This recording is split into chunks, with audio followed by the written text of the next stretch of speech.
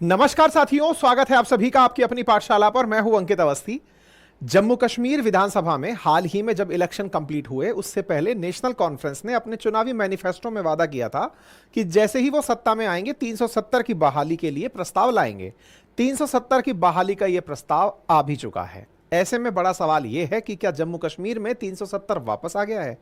इसी विषय के ऊपर आज के सेशन में चर्चा होगी और इसके साथ साथ यह भी चर्चा होगी कि 370 और एक राज्य के रूप में जम्मू कश्मीर की पुनः बहाली पर क्या क्या चुनौतियां अभी शेष हैं, क्या क्या किया जाना बाकी है, क्या यह संभव भी है या नहीं है। तमाम बातें आज के सेशन में डिटेल से। आप सभी ये तो जानते ही हैं कि वर्ष 2019 में जम्मू कश्मीर से आर्टिकल 370 और 35A हटा दिया गया था, जिसके बाद से जम्मू कश्मीर में निरंतर इस बात की मांग उठती रही कि उन्हें जो प्राप्त स्पेशल स्टेटस था वो वापस दिया जाए। लेकिन स्पेशल स्टेटस के स्थान पर जम्मू कश्मीर से राज्य का दर्जा लेकर उसे यूनियन टेरिटरी में बदल दिया गया, यानी कि केंद्र के एकदम करीब, यानी राष्ट्रपति अपनी मंशा से उस पर शासन कर सके। साथ ही साथ जो भारत के साथ, जो उसके जम्मू कश्मीर के साथ डबल संविधान का सिस्टम चलता था, एक देश दो संविधान का जो कंसेप्ट जम्मू कश्मीर के केस में था, उससे भी निजात मिल गई थी। फिलहाल के लिए यहां पर चुनाव हुए। फिलहाल चुनाव में विधानसभा के इलेक्शंस में जो पार्टी बहुमत में आई वो नेशनल कॉन्फ्रेंस थी और उसने कांग्रेस के साथ मिलकर सरकार बनाई। सरकार बनते ही इन्होंने पहले ही, मतलब जैसे ही शासन इनका शुरू हुआ, विधानसभा में प्रस्तावों की बारी आई तो 370 पर प्रस्ताव लाया गया। प्रस्ताव जैसे ही आया, विधानसभा में मारामारी शुरू हो गई। एक तरफ अपोजिशन में बैठे हुए बीजेपी के विधायक और दूसरी तरफ सत्ता पक्ष में बैठे हुए जिन्होंने इस प्रस्ताव का समर्थन किया, वो लोग आपस में मारधाड़ शुरू हो गई। तस्वीर निकल के आना शामिल हो गई। हेडलाइंस बनने लगी कि यहां पर मार्शल के द्वारा बीजेपी के एमएलएज को बाहर निकाला गया, यानी कि जो अंदर विधानसभा के अंदर गार्ड्स होते हैं, पुलिस के जो गार्ड्स होते हैं, हालांकि वो पुलिस ना होकर के अपनी फोर्स होती है, वो वहां से उनको बाहर निकाल कर लेके गए और ये फिलहाल के लिए एक बड़ी हेडलाइन बन चुका है। ठीक है, उमर अब्दुल्ला फिलहाल यहां पर मुख्यमंत्री हैं और यहां पर उपराज्यपाल मनोज सिन्हा जी हैं, जिन्होंने इन्हें शपथ दिलाई थी मुख्यमंत्री के रूप में। जब हमने ये सेशन आखिरी बार आपसे किया था तो ऐसे में ये जानकारी आपको दी थी कि उमर अब्दुल्ला जो हैं वो 370 के ऊपर एक बयान देकर पहले ही अपनी मंशा क्लियर कर चुके थे। अब आप कहेंगे ऐसा कौन सा बयान दिया था? आपको याद होगा कि 370 के विषय पर उमर अब्दुल्ला ने एक लाइन कही थी कि जब तक ये प्रधानमंत्री हैं तब तक 370 की मांग करना भी बेमानी होगा। इस बात को बोलने के बावजूद विधानसभा के अंदर प्रस्ताव पारित कराना ये कहां से उचित है, और उचित है या ये राजनीति है? अब इस बात को थोड़ा गहराई से समझने की जरूरत है। साथियों, असल में जम्मू कश्मीर की विधानसभा से इस प्रस्ताव को पारित करके ये केवल अपनी मंशा व्यक्त करने जैसा है। इसकी वजह से 370 वापस नहीं आ जाएगा। अर्थात संविधान में प्रदत्त जो आर्टिकल्स हैं, अनुच्छेद हैं, उन्हें राज्य की विधानसभा बहाल नहीं कर सकती, उन्हें केंद्र ही बहाल कर सकता है। तो फिर आप सवाल दिमाग में और गहरा करेंगे, तो जब केंद्र ही बहाल कर सकता है तो फिर यहां पर यह सब नाटक क्यों हुआ?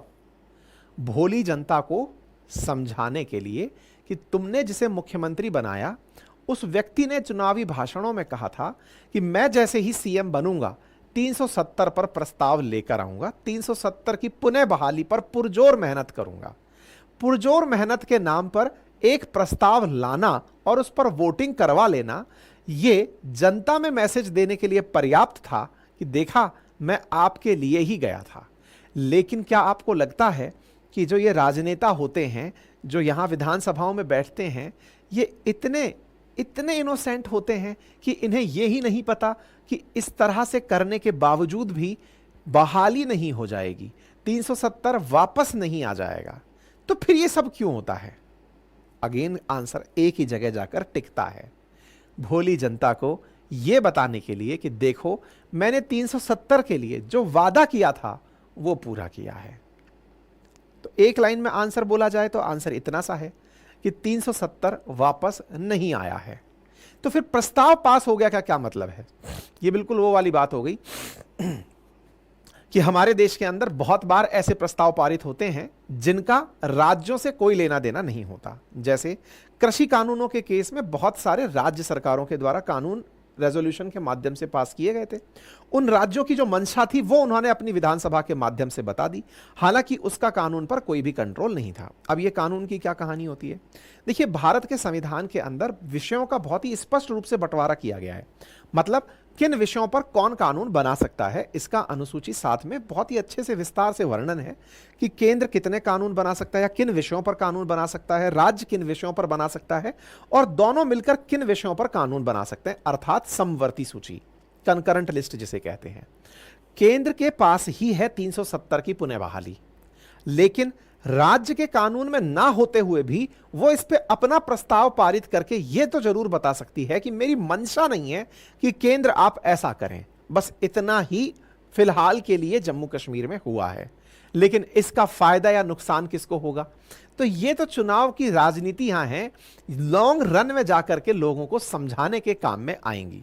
देखो, लंबे समय से उमर अब्दुल्ला, जो कि भले ही कांग्रेस के साथ सरकार बना के जम्मू कश्मीर में चला रहे हों, लेकिन राजनीति के जानकारों का कहना है कि वो कहीं ना कहीं अभी के लिए बीजेपी से मिलकर के खेल खेल रहे हैं। अब आप पूछेंगे, ऐसा भी कैसा खेल जब विधानसभा के अंदर लात घुसे चल जाएं? ऐसा भी कैसा खेल कि साहब ये हालात हो जा रहे हैं? देखिए, तस्वीरें दिखाता हूं मैं आपको। ये देखिए, यहां पर मारधाड़ होने लग रही है। ये देखिए, ये क्या हो रहा है साहब, ये क्या हो रहा है? अब इसको थोड़ा और आगे लेकर चलें। मुझे तो कई बार ऐसा लगता है कि अपने टाइटल्स का नाम होना चाहिए सब राजनीति है भाई। अब सब राजनीति है भाई, मैं ये क्यों कहना चाह रहा हूं, इसको थोड़ा गहराई से समझ लो। क्यों समझ लो?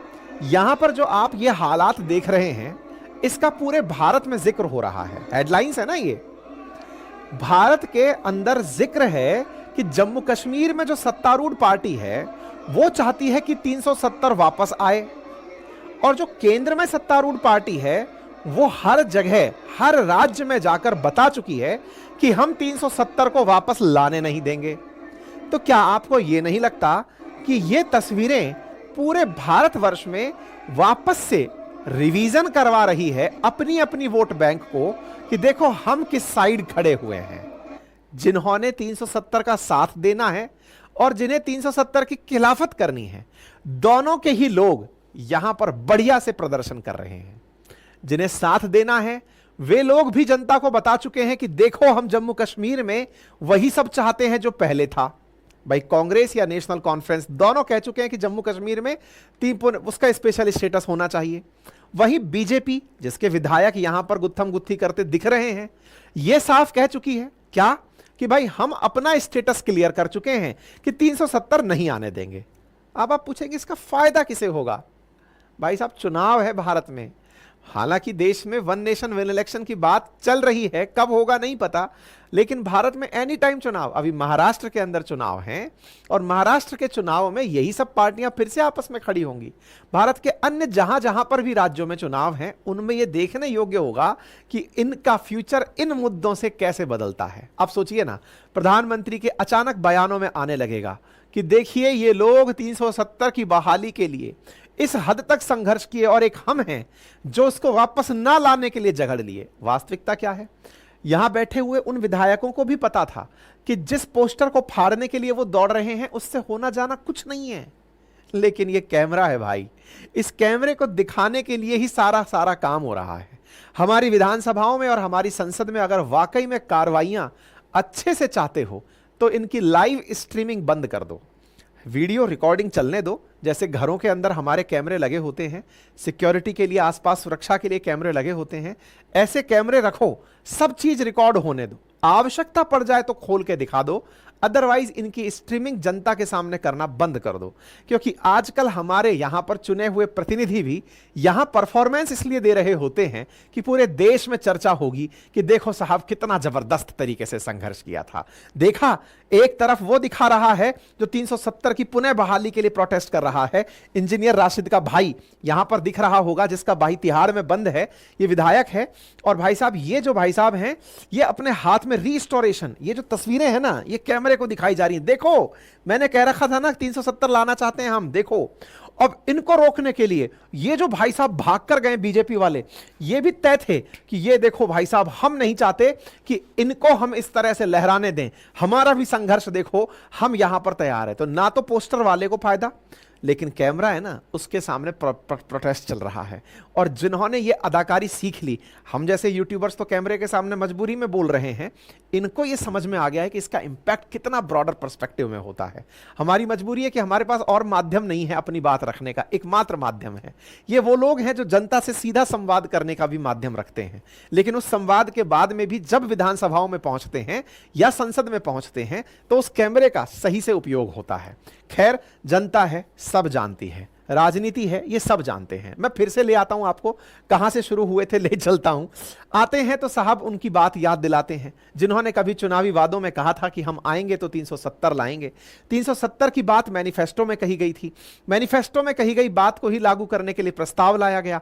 बीजेपी एमएलएज ने यहां पर जबरदस्त तरीके से प्रोटेस्ट किया। अब कुछ लोगों का कहना है कि यह सब प्लांटेड था, पहले से पता था कुछ नहीं होना जाना है, फिर भी ये सब इसलिए करके दिखाना है कि सबके अपने अपने एंगल इसमें पस्त हो गए, सब खुश हो गए। बीजेपी वालों का स्टैंड भी क्लियर हो गया, जिनकी जिम्मेदारी थी नेशनल कॉन्फ्रेंस की कि हम कुछ करके दिखाएंगे, वो भी हो गया, उनको पता है कुछ होना जाना नहीं है, 370 की पुनः बहाली नहीं होनी है। ठीक है, 370 की वजह से जो स्पेशल गारंटी मिलती थी, गारंटेड स्पेशल स्टेटस मिलता था जम्मू कश्मीर के अंदर, वो अभी स्पेशल स्टेटस केंद्र सरकार ही दे सकती है, वो देने के मूड में अभी फिलहाल नहीं है। तो ये तस्वीरें आपके सामने आ गई। धक्का मुक्की से पूरा राजनीति का माहौल गर्मा गया है। हम इसके पीछे की पूरी वो जानने का प्रयास करेंगे, संवैधानिकता कि किस प्रकार से ये वापस लाया जा सकता है। ठीक है, तो इंजीनियर राशिद के भाई हैं अहमद शेख, जो बारामूला से फिलहाल मतलब ये विधायक जो हैं खुर्शीद अहमद शेख, जो बारामूला से हैं, और इन्होंने ये वाला पोस्टर लहराया था, जिनको रोकने के लिए सारे प्रयास किए गए थे। ठीक है, तो जम्मू कश्मीर की विधानसभा का इस समय पूरे देश में चर्चा हो रही है। अब जो प्रस्ताव लाया गया था, जिस प्रस्ताव से यह बहस शुरू हुई थी, उस पर भी आप थोड़ा सा नजर डाल लें। यह नजर इसलिए डाल लें कि कई न्यूज चैनल्स वालों ने इसको काफी हाईलाइट किया है, और वो क्या है, देखो इस प्रस्ताव के अंदर जो 6 नवंबर को यहां पर लाया गया था, उस प्रस्ताव में लिखा है special status and constitutional guarantee. मतलब ध्यान इस बात पर दिया जा रहा है कि स्पेशल स्टेटस और कॉन्स्टिट्यूशनल गारंटी केवल 370 से ही नहीं आती। मतलब दोबारा समझिएगा, बोले इस प्रस्ताव में कहीं पर भी 370 मेंशन ही नहीं है।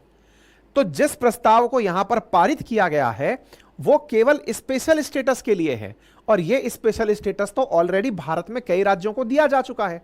पहाड़ी राज्यों को तो स्पेशल स्टेटस मिलता ही है, और हो सकता है कि भारत सरकार आने वाले समय में जम्मू कश्मीर को हिमालयन स्टेट मानकर फिर से स्पेशल स्टेटस दे दे।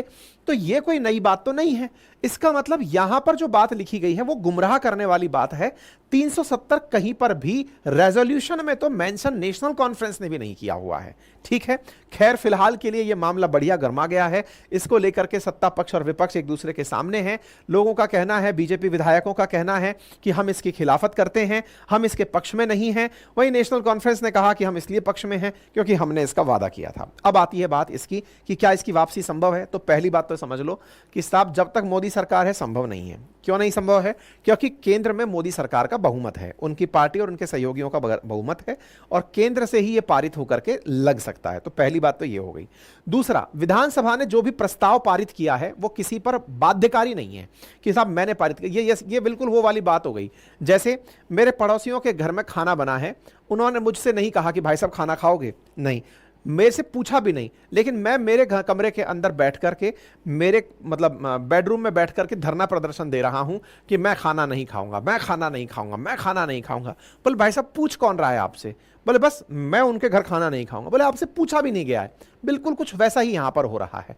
विधानसभा से केंद्र ने नहीं पूछा है, लेकिन ये प्रदर्शन इसलिए कर रहे हैं कि बस मैं अपनी इंपॉर्टेंस बता दूं, मैं खाना नहीं खाऊंगा। बोले अच्छा, तो वो वाली चीज यहां पर है कि विधानसभा का जो प्रस्ताव है ना वो बाध्यकारी नहीं है। संसद में कानून बनाकर ही इसको वापस लिया जा सकता है, राष्ट्रपति के मतलब परमिशन के बिना इसको किया नहीं जा सकता। तो उमर अब्दुल्ला 370 को लेकर चूंकि राजनीतिक बयानबाजी किए थे, इसलिए वो ये हल्के से करके निकल लिए। लेकिन मैं ये मानता हूं कि आजकल की जनता बहुत ज्यादा पढ़ी लिखी हो चुकी है, उन्हें ये कॉन्स्टिट्यूशनलिटी समझ में आती है कि महाराज ये जो आपने प्रदर्शन करवाया है विधानसभा में, इसका कोई औचित्य नहीं है। जनता है, ये सब जानती है, और ये सब राजनीति है, ये सब जानते हैं। दोनों लोग जो भी अपने अपने प्रदर्शन कर रहे हैं, उनको अपने वोटर्स को सम्मानित करना था कि देखो मैं गया था और तुम्हारे लिए मैं वही किया। देखो यही वो वाला बयान है जिसको मैं आपके सामने हाईलाइट करना चाहता हूं उमर अब्दुल्ला का। जब इन्होंने मतलब विधानसभा के अंदर चुनाव जीता तो इन्होंने एक ही लाइन बोली कि जब तक प्राइम मिनिस्टर चेंज नहीं हो जाते 370 की बहाली नहीं हो सकती। जब ऑलरेडी आपको यह बात पता है तो विधानसभा में आपने करवा के केवल और केवल जनमानस के बीच में एक साइकोलॉजिकल विन प्राप्त की है। इनसे एंकर्स ने पूछा, तब इन्होंने अपनी तरफ से केवल एक ही जवाब दिया, विधानसभा को जो करना था विधानसभा ने कर दिया, बस। तो इनका काम करने भर का था, वो हो गया। इस पर बीजेपी की तरफ से सावित्री स्मृति ईरानी जी बाहर आई। उन्होंने अपनी तरफ से सारे कार्यकर्ताओं को संबोधित करते हुए कहा कि हम ये होने नहीं देंगे, 370 हम वापस नहीं आने देंगे। तो सबने अपनी अपनी जो बातें हैं वो बढ़िया से रख दी हैं, कुछ भी नहीं होना जाना, मस्त रहिए। फिलहाल के लिए इतना समझ लीजिए कि सुप्रीम कोर्ट तक को इस बात पर दिक्कत नहीं है कि 370 का क्या होगा। 370 को लेकर सुप्रीम कोर्ट ने इस बात को सही ठहराया कि सही किया हटा करके, तो यानी कि कानूनी रूप से भी कोई बाध्यता नहीं है। तो जब कोई बाध्यता नहीं है तो कोई रिस्टोरेशन नहीं हो रहा। हाँ, चुनावी मुद्दा है, चुनाव के अंदर इसको कैश कराया जाएगा, बस इतने में ही समझ लीजिए। ठीक है साहब, हो गया, और कुछ बताने की बात नहीं है। हाँ, बात रही राज्य के दर्जे की, तो राज्य के दर्जे की बात ऐसी है कि वो तो खुद केंद्र सरकार भी कह चुकी है कि जम्मू कश्मीर को जल्दी ही राज्य का दर्जा दिया जाएगा। ऐसे में उनकी मांग भी है कि जम्मू कश्मीर को राज्य का दर्जा मिले। दोनों तरफ से ही डिमांड हो रही है कि साहब मैं चाहता हूं राज्य का दर्जा मिले, वो कह रहे हैं राज्य का दर्जा मिले। जैसे मेरे पड़ोसी ने कहा कि हम अंकित को खाना खिलाएंगे, अंकित कह रहा है कि मैं अंकल आपके यहाँ खाना खाने आऊंगा। दोनों एक दूसरे से बस म्यूचुअली खुश हो रखे हैं कि हाँ, उसने कहा मैंने कहा, उसने कहा मैंने कहा, वो वाली बात हो रखी है। खैर, फिलहाल के लिए राज्य का दर्जा जब मिल जाएगा इनको, तो पुलिस और कानून व्यवस्था पर नियंत्रण बढ़ जाएगा, नए कानून बनाने की स्वायत्ता मिल जाएगी, सरकारी नीतियों पर खर्च करने की आजादी मिल जाएगी, और अधिकारियों की ट्रांसफर पोस्टिंग कर पाएंगे। अदरवाइज ये आईएएस आईपीएस जो आते हैं ना, इनके ट्रांसफर लोग नहीं कर पाते। यूनियन टेरिटरी में तो ये बहुत बड़ी दिक्कत होती है। ठीक है, फिलहाल के लिए जम्मू कश्मीर में पूर्ण राज्य दर्जा दिलाने की मांग तेज है, और वो केंद्र सरकार की भी मंशा है। जल्दी ही उनको दर्जा मिल जाएगा और बड़े परिवर्तन यहां पर देखने को मिल जाएंगे। मैं पहले भी अपने कई सेशंस में इस जानकारी को दे चुका हूं। ठीक है।